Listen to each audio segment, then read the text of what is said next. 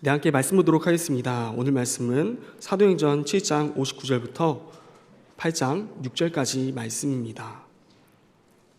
사도행전 7장 59절부터 8장 6절까지 말씀입니다. 네, 이 시간 다 찾은 줄 알고 59절부터 함께 한 목소리로 합독하며 보도록 하겠습니다. 함께 보시겠습니다. 그들이 돌로 스데반을 치니 스데반이 부르짖어 이르되 주 예수여 내 영혼을 받으시옵소서 하고 무릎을 꿇고 크게 불러 이르되 주여 이 죄를 그들에게 돌리지 마옵소서 이 말을 하고 자니라. 사울은 그가 죽임 당함을 마땅히 여기더라. 그날에 예루살렘에 있는 교회에 큰 박해가 있어 사도 외에는 다 유대와 사마리아 모든 땅으로 흩어지니라.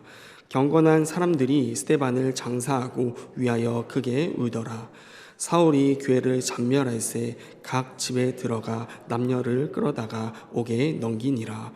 그 흩어진 사람들이 두루 다니며 복음의 말씀을 전할새 빌립이 사마리아 성에 내려가 그리스도를 백성에게 전파하니 무리가 빌립의 말도 듣고 행하는 표적도 보고 한 마음으로 그가 하는 말을 따르더라. 아멘. 네, 함께 오늘 말씀 살펴보도록 하겠습니다.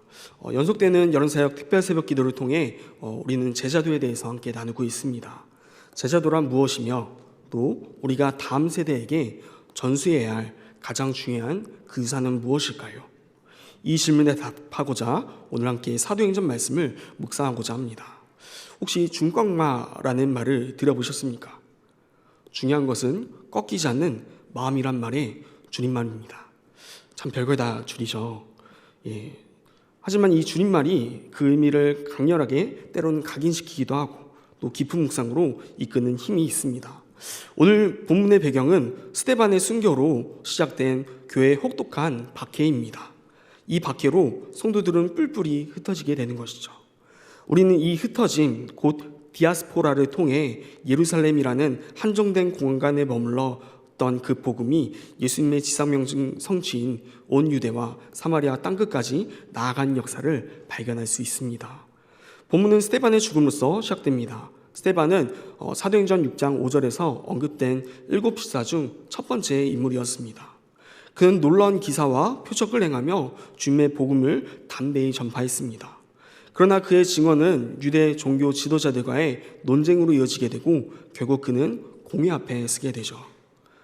그곳에서도 스데반은 굴하지 않고 담대히 복음을 선포했지만 유대인들은 이를 받아들이지 못하고 결국 그에게 돌을 던져 죽음에 이르게 됩니다. 스데반의 순교 현장에서는 훗날에 사도 바울이 되는 사울이 있었습니다. 사도행 8장 1절에서 스데반의 죽음을 마땅히 여겼으며 그 외에도 믿는 자들을 향한 박해를 멈추지 않았습니다.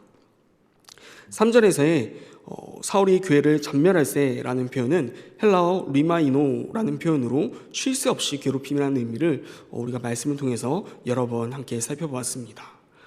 사울이 쉬지 않고 끊임없이 믿는 자들을 핍박하며 잡아 옥에 가두었음을 잘 나타내고 있는 말씀인 것이죠. 이로 인해 믿는 자들은 더 이상 견디지 못하고 사도들 외에 모든 이들이 유대와 사마리아 땅으로 흩어지게 됩니다. 그리고 경건한 사람들이 스데반을 장사하며 크게 통곡하기 시작합니다. 너무나 절망적인 상황입니다. 마치 모든 것이 끝난 것처럼 보였을 것입니다. 여기까지가 오늘 본문의 기본적인 배경입니다.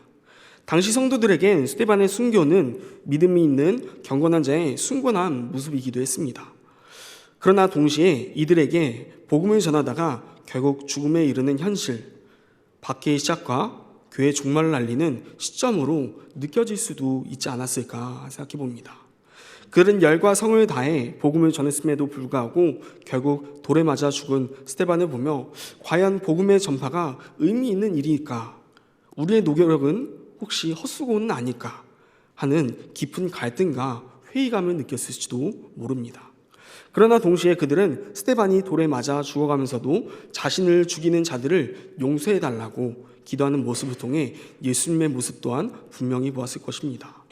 이런 복합적인 마음을 품고 모든 성도들이 각 지역으로 흩어지게 되는 것입니다. 여기서 흩어지다라는 단어는 우리가 잘 알고 있는 디아스포라의 어원이 됩니다.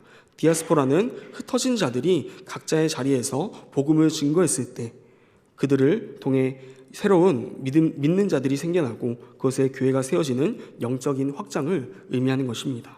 물론 이들은 박해를 견디지 못해 흩어질 수밖에 없었지만 이것이 그들의 믿음이 꺾였음을 의미하진 않습니다.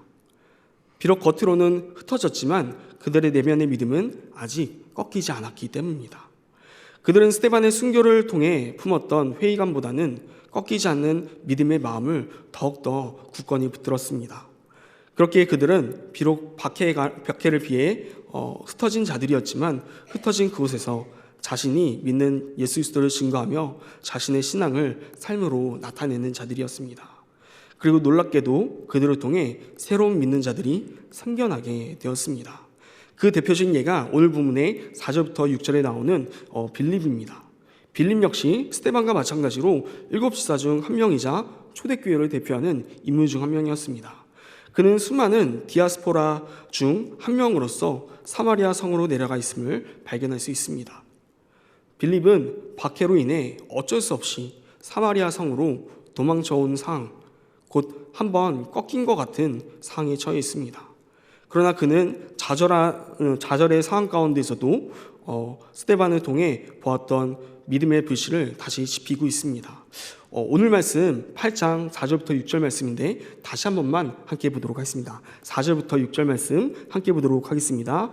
그 흩어진 사람들이 두루 다니며 복음의 말씀을 전할세 빌립이 사마리아 성에 내려가 그리스도를 백성에게 전파하니 무리가 빌립의 말도 듣고 행하는 표적도 보고 한 마음으로 그가 하는 말을 따르더라.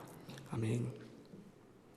그렇습니다. 빌립은 4절에 그 흩어진 사람들 중 한 명이었기에 5절에서 곧바로 이어져서 등장하고 있습니다.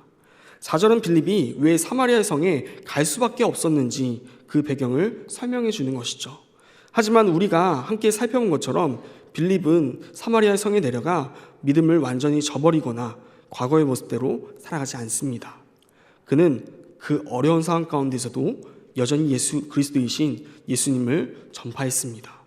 그 결과가 6절에서 많은 무리가 빌립을 통해 믿고 따르게 되는 것입니다. 그들이 빌립의 말을 믿고 따랐던 것은 빌립이 전한 복음, 곧 제자도의 길을 따랐다는 것을 의미할 것입니다. 빌립은 자신을 통해 새로운 제자인 다음 세대가 주님의 제자도를 따라 살아갈 수 있도록 믿음의 유산을 물려준 것입니다. 우리가 다음 세대를 위해 기도한 이유가 바로 여기 있지 않습니까? 만일 1세대 믿는 자들이 박해로 인해 복음을 전하지 않고 각자 자신만의 믿음만을 조용히 지켜나갔다면 우리는 지금 이 자리에 없을 것입니다. 빌립이 전한 자가 주님의 제자도를 따르고 또 그가 다른 이에게 제자도에 대해 전하고 이렇게 믿음의 유산이 대물림되어서 오늘날 우리에게까지 이르렀기 때문입니다. 이 땅에서도 복음이 들어오고 믿음의 1세대가 있었기에 그들이 또다시 꺾이지 않고 복음을 대물림하며 지금 우리가 이 자리에서 새벽 기도를 통해 하루의 시작을 주님 앞에 살아가고 있는 것인 것 같습니다. 우리가 다음 세대를 돌보고 그들이 믿음 안에서 살아갈 수 있도록 끊임없이 힘쓰며 기도해야 하는 이유는 여기에 있는 것입니다. 1세대 그리스도인부터 시작된 믿음의 유산이 꺾이지 않고 우리에게까지 전달되었으니 이제 우리가 꺾이지 않고 그 믿음의 유산을 물려주어서 다음 세대에도 계속해서 믿음의 유산을 지켜 이어나갈 수 있도록 해야 되기 때문입니다. 이것이 바로 우리가 교육부 여론사역을 위해서 특별 새벽 기도를 드린 이유가 아닌가 생각해 봅니다. 이번 여론사역을 위한 특별 새벽 기도에는 제자도라는 주제로 함께 말씀을 나누고 있습니다. 특별히 또 월요일 특세로 함께 살펴보았듯이 제자도라는 것은 주님께 받은 대로 행하는 것, 즉 부르심 받아 보내신 대로 행하는 것, 곧 순종이었습니다. 우리가 다음 세대에게 물려줄 유산은 그 제자도는 무엇일까요? 오늘 본문에 등장하는 디아스포라처럼 주님께 부르심 받아 순종하는 마음으로 살아가지만 세상의 풍파 가운데 어쩔 수 없는 환경으로 흩어져 살아가지만 도저히 믿음을 지킬 수 없는 것처럼 보이는 그 어려운 환경이라 할지라도 그 세상에 타협하지 않고 포기하지 않고 굴복하지 않을 때 우리의 믿음이 꺾이지 않을 때 그 마음을 지키며 살아갈 때 우리의 다음 세대들에게도 그 믿음의 산을 물려줄 수 있다는 것입니다. 우리가 그 믿음의 산을 물려줄 때 그들 또한 지금의 환경이 믿는 자로서 살아가기 너무나 힘들고 어려운 현실이라 할지라도 우리와 똑같이 믿음 안에서 살아가기 위해 발버둥치고 노력하며 꺾이지 않는 그 마음과 믿음으로 살아가게 될 것입니다. 최근에 제 아들이 이제 25개월이 돼서 이제 말을 배우고 문장을 만들어가고 있습니다. 어느 아침 아들이 저를 보며 손가락으로 저를 가리키며 이렇게 말했습니다. 아빠 한 마리? 라고 말했습니다.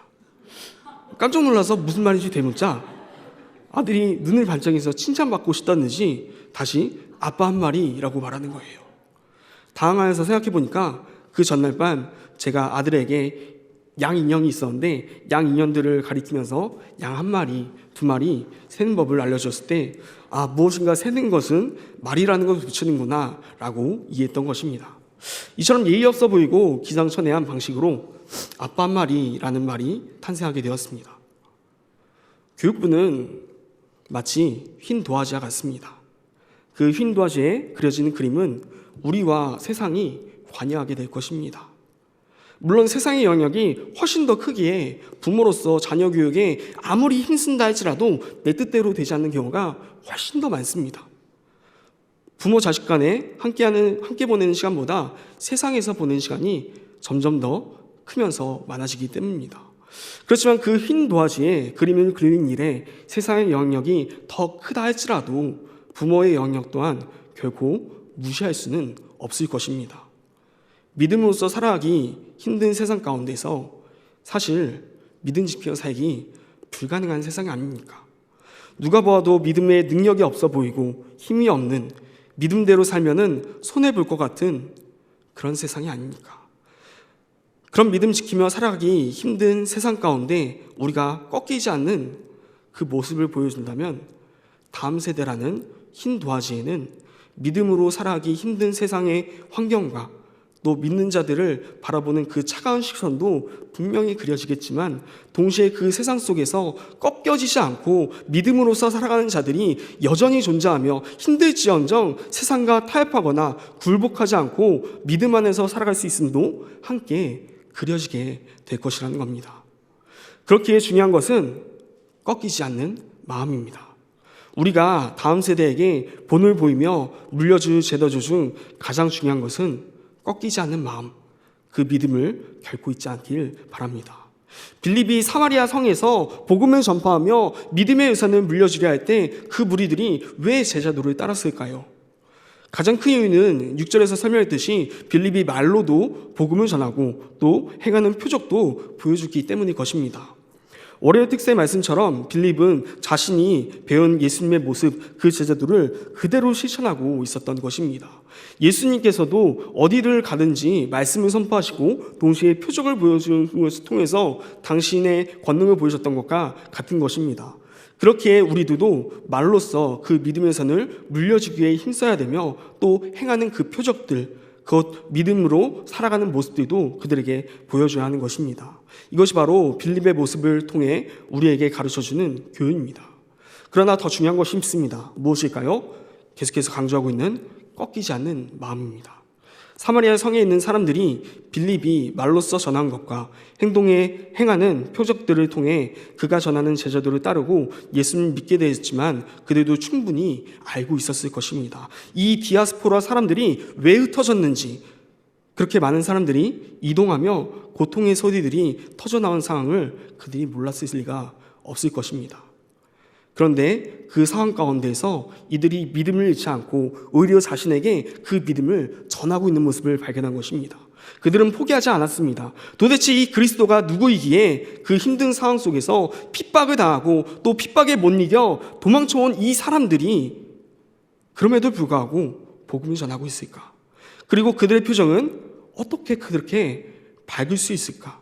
마치 스데반이 핍박 가운데에서도 천사의 얼굴과 같았다라는 것처럼 어떻게 그렇게 평안한 표정과 기쁨이 있는 것일까? 사마리아 사람들은 충분히 궁금했을 것입니다. 계속해서 궁금해하고 관심을 가지며 그들의 말을 듣기도 하고 또 그들이 보여주는 놀라운 표적들도 접하게 되었을 것입니다. 그럴 때 비로소 전해지기 시작하는 것입니다. 믿는 자들이 진정으로 믿음 안에 삶을 살아갈 때 자신의 환경과 어려움과는 상관없이 그 믿음을 굳건히 지키며 살아갈 때 그 모습을 통해 사람들이 주님 앞으로 나오게 되는 것입니다. 우리가 예수님의 제자로 살아간다면 가장 중요한 것은 바로 이 꺾이지 않는 마음입니다. 이 마음이 믿음의 유산으로 대대로 전해져 내려왔을 때 우리에게 믿음의 유산을 물려준 자들이 꺾이지 않았기에 지금까지 우리에게 이 믿음의 유산이 내려져 와서 우리가 계속해서 주님을 섬기며 이 하루의 아침을 말씀으로써 열고 있는 것입니다. 그렇다면 우리가 이제 할 행동은 오직 하나입니다. 우리도 스데반처럼 또 디아스포라 사람들처럼 빌립처럼 이 꺾이지 않는 마음, 그 믿음의 유산을 물려받은 자로서 우리도 그대로 꺾이지 않는 믿음의 삶을 살아내야 된다는 것입니다. 그럴 때 그 믿음의 유산이 우리의 세대에서 끊어지는 것이 아니라 다음 세대로 그리고 또 다음 세대로 이어지게 될 것입니다. 몇 번을 강조해도 중요합니다. 중요한 것은 꺾이지 않는 마음입니다. 오늘 우리는 스데반과 빌립 그리고 수많은 흩어진 성도들의 꺾이지 않는 그 믿음을 보았습니다. 꺾이지 않는 믿음이란 단순히 그들의 삶은 단순한 인내를 넘어 절망 속에서도 하나님의 뜻을 이뤄내려는 강력한 증거가 되는 것을 함께 살펴보았습니다. 이제 우리 차례입니다. 우리가 다음 세대에게 보여줄 차례입니다. 지금 우리가 마주한 삶의 자리와 환경이 때로는 힘들고 또 믿음 지키기 어렵게 느껴질지라도 우리는 예수 그리스도 안에서 꺾이지 않는 마음을 품을 수 있어야 된다는 것입니다. 우리가 이 믿음을 우리의 삶으로 증명하고 또 다음 세대에게 담대히 물려주며 나아갈 때 그들도 역시 이 험난한 세상 속에서 좌절하지 않고 주님의 제자로서 굳건히 서는 놀라운 역사를 경험하게 될 것입니다. 오늘 하루를 시작하며 나아가실 때 스데반과 빌립과 같은 꺾이지 않는 마음을 우리에게 허락해달라고 간구할 수 있기 바랍니다. 그리고 이 꺾이지 않는 마음이 이번 여론사역 기간을 통해 또 우리의 모습을 통하여서 다음 세대에게 전해져서 그들 또한 세상에서 어떤 어려움 가운데에서도 믿음이 꺾이지 않는 주님의 제자로 담대히 나아갈 수 있는 그런 여론사역 기간이 되기를 간절히 함께 기도하며 나아가기를 소망합니다.